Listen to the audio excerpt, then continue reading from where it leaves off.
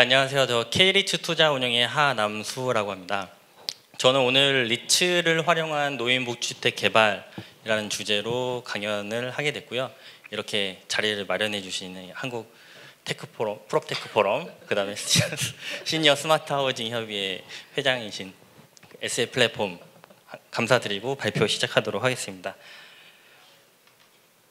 우선 K리츠 투자 운영에 대한 간략한 소개를 좀 드리고요. 저희는 간략하게 무궁화 신탁의 자회사라고 보시면 되고요.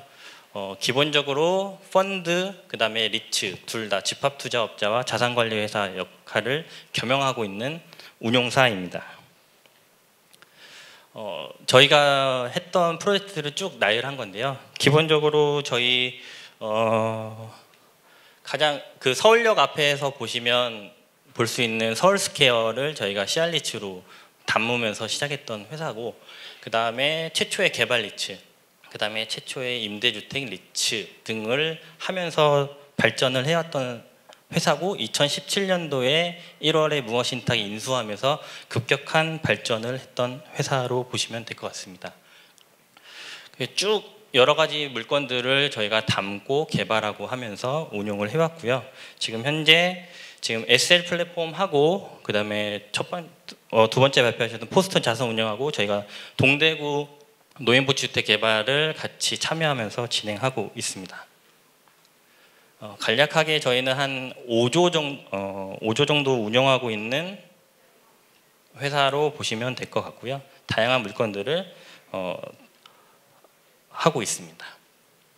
저희가 회사 내부적으로 조사했던 자료인데, 부동산 전문 자산 운용사들 중에서 저희가 어떤 위치에 있는가를 이제 했던 자료들이고요.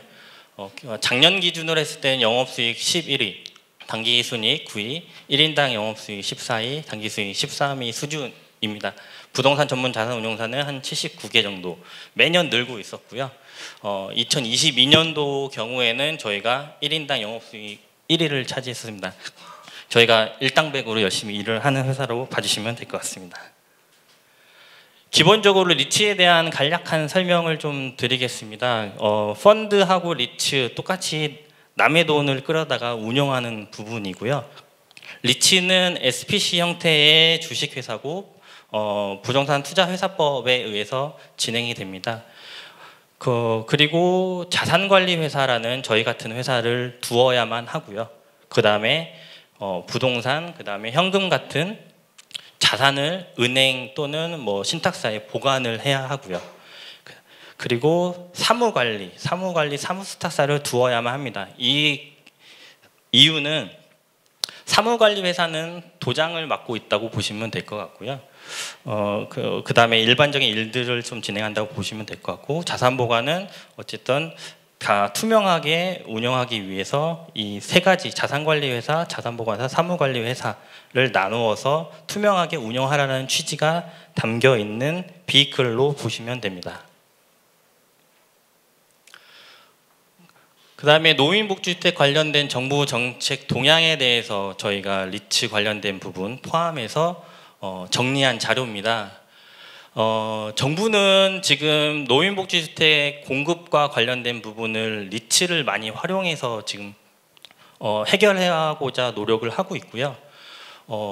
그런 과정 중에서 어떤 것들이 좀 지금 도입되고 있는지 간략히 정리해 봤습니다. 첫 번째로는 아까도 말씀해 주신 분양형이 재도입이 됐는데, 이 도입된 부분이 인구 감소 지역 89개 지역만 대상으로 하고 있기 때문에 저 개인적으로는 실질적인 효력은 좀 없지 않을까라고 생각을 하고 있고요. 입주 자격 완화라든지 주택연금 지급과 이제 연동을 한다는 부분이 또 달라졌고, 리츠의 입장에서는 가장 크게 도움이 되는 부분은 위탁 운영 자격이 개선이 됐습니다. 이전에는 노인복지주택 사업을 실시한 경험이 있어야만 노인복지주택 위탁 운영이 가능했는데, 이 부분이 사업에 상당히 큰 걸림돌이었고, 이제 개선할 예정으로 보이는 것은 신규 운영 업체 진입을 확대하기 위해서 이 조건을 폐지하였고, 리츠사나 장기 요양기관, 호텔, 요식업체, 보험사 등이 신규 진입할 수 있도록 길을 열어주고 있습니다. 옛날에 했던 뉴스테이에 준해서 실버스테이를 신설하겠다라는 포부를 갖고 있고요. 기본적으로 헬스케어 리치라는 걸 확대하고 싶어하고 있고, 작년 말 기준에 동탄에 그 헬스케어 리치를 처음 도입하겠다라고 법 제도가 미비되어 있지만 선포를 하면서 지금 MDM이라는 시행사가 입찰이 돼서 진행하고 있는 상황입니다. 그리고 가장 크게 이번에 바뀐 부분이 이 부분입니다.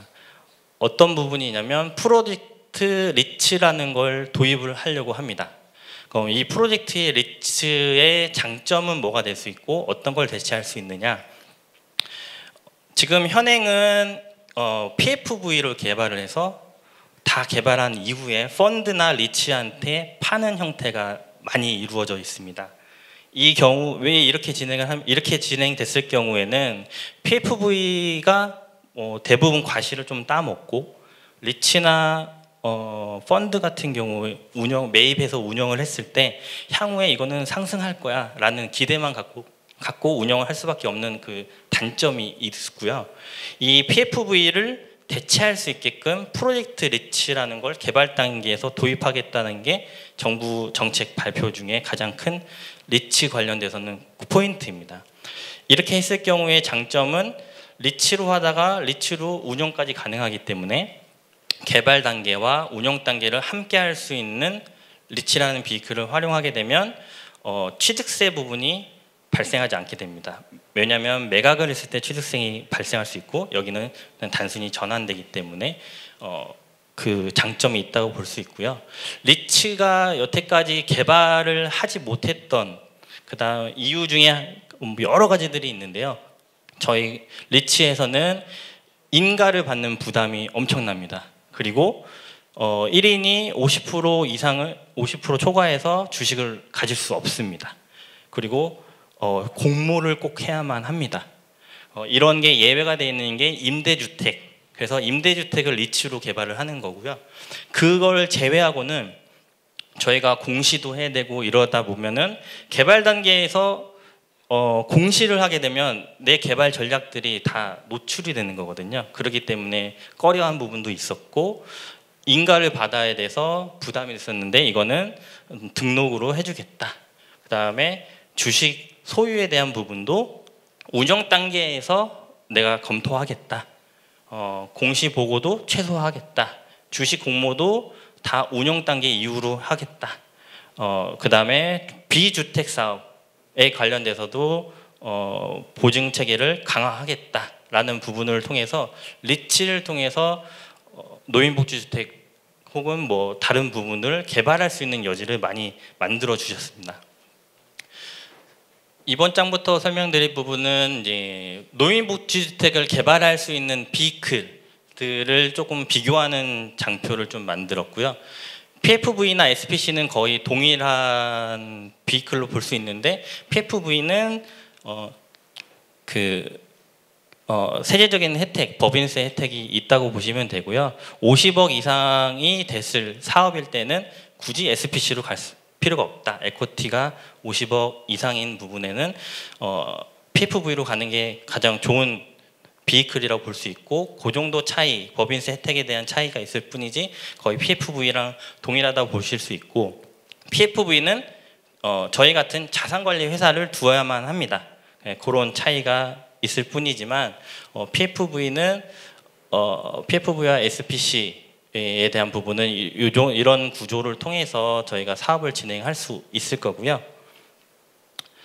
리츠로 저희가 노인복지주택을 개발한다고 했을 때는 개발 기간에는 프로젝트 리츠를 통해서 저희가 우선 PFV 역할처럼 해서 사업을 진행할 수 있을 거고 그 다음에 운영 기간에 대해서는 저희가 매각할 수 있는 권리도 있을 거고 그 다음에 쭉 끌고 가서 그 리츠로 운영할 수 있는 길도 열릴 걸로 보입니다. 이 관련된 부분은 하반기에 법이 개정될 예정이고 아마 내년부터 사업을 추진하실 계획을 갖고 있으시다면 노인복지주택을 개발하실 때에는 리츠라는 비클을 한번 생각하시는 게 가장 도움이 되지 않을까 그렇게 생각을 하고 있습니다. 그래서 종합적으로 좀 노인복지주택 개발 관련된 비클을 비교해 봤을 때 중요하게 만들었던 표는 요 표고요. SPC, PFV, 그 다음에 리치라는 비클이 있다고 봤을 때 약간의 차이점들을 좀 설명드리면 운영과 개발, 그러니까 개발과 운영을 같이 할 수 있는 부분은 SPC하고 리치라는 비클이 있을 거고요. PFV는 개발을 하기 위해서 혜택을 주는 법인입니다. 한시적으로 예외적으로 운영을 일부 인정을 할 수 있는 부분이 있으나 그런 것들이 잘 증빙이 되지 않았을 때는 가질 수 있는 법인세 혜택 부분을 못할 수 있는 부분이 있어서 좀 리스크가 있다고 볼 수 있습니다. 그래서 SPC와 리츠가 개발과 운영 땅까지 고려했을 때는 고민할 수 있는 비클로 볼 수 있을 거고요. 지금 PFV를 대체할 수 있게끔 프로젝트 리치가 도입이 될 거기 때문에 리츠라는 비클이 가장 그 노인복지주택에서는 도움이 될 거로 저는 예상을 하고 있습니다. 그 노인복지주택 개발과 관련돼서 왜 펀드는 없을까에 대한 부분은 어떤 차이점이 있냐면 여기에 차입 제한이라는 부분에서 좀 차이가 있습니다. 어떤 차이가 있냐면 펀드는 자기 자본의 4배까지 차입이 가능합니다. 예를 들어서 1000억짜리 사업을 진행하려면 200억의 에코티가 필요합니다. 왜냐하면 내가 800억까지만 차입이 가능하니까. 그래서 1000억짜리 사업하기 위해서 200억이라는 두꺼운 돈을 넣어야 되는 거고 리츠는 특별 결의를 통해서 자기 자본의 10배까지 차입이 가능합니다. 그래서 이런 일반 사업을 PF로 진행했을 때 통상적으로 범주 안에 들어오는 PF 금액이 이 범주 안에 들어오기 때문에 리츠로 개발, 펀드로는 개발을 잘 안 했던 이유가 그거라고 보시면 될 것 같습니다. 여기서 이제 저희 회사가 할 수 있는 역할은 이제 리츠라는 것을 할 수 있는 회사이기 때문에 저희는 지금 SL 플랫폼하고 노인복지주택 개발 운영에 관해서 전략적 제휴를 맺었고요. 그 다음에 교육도 이수를 했고 저희가 임대주택에 대한 다양한 경험들이 있기 때문에 노인복지주택은 기본적으로 임대주택의 연장선이라고 저는 보고 있습니다. 왜냐하면 이건 강연 때 들었던 내용 중에 하나긴 한데 운용하는 입장에서는 분양형이 좋으시냐 임대형이 좋으시냐라는 제가 질문을 했던 적이 있습니다. 거기에서 나왔던 내용은 어떤 거가 있냐면 분양형으로 갔을 때에는 분양의 입주자 회의체가 결성이 되기 때문에 그분들의 결정에 의해서 예를 들어 나 사우나 안 할 거야, 수영장 안 할 거야 만들어 놨는데 안 하게 되는 경우들이 생길 수가 있고요. 그러면은 일관된 서비스를 제공을 못하게 되는 상황들이 나올 수 있습니다. 그래서 임대 시장으로 가는 게 저는 맞다고 보고 있고요. 그런 부분에서는 개발과 운영까지 같이 할 수 있는 부분에서 리치라는 비클이 가장 큰 장점을 갖고 있기 때문에 그런 부분에 준비가 되어 있다라고 생각을 하고 저희는 노인복지주택 사업을 진행하는 개발 사업의 비클 아까 소개드린 여러 가지 비클 다 가능한 부분이 이제 자산관리 회사를 둘 수 있습니다. 두어야만 하는 비클도 많고 그런 자산관리를 하면서 여러 가지 사업에 도움을 드릴 수 있다는 말씀을 드리면서 강연 마치도록 하겠습니다. 네.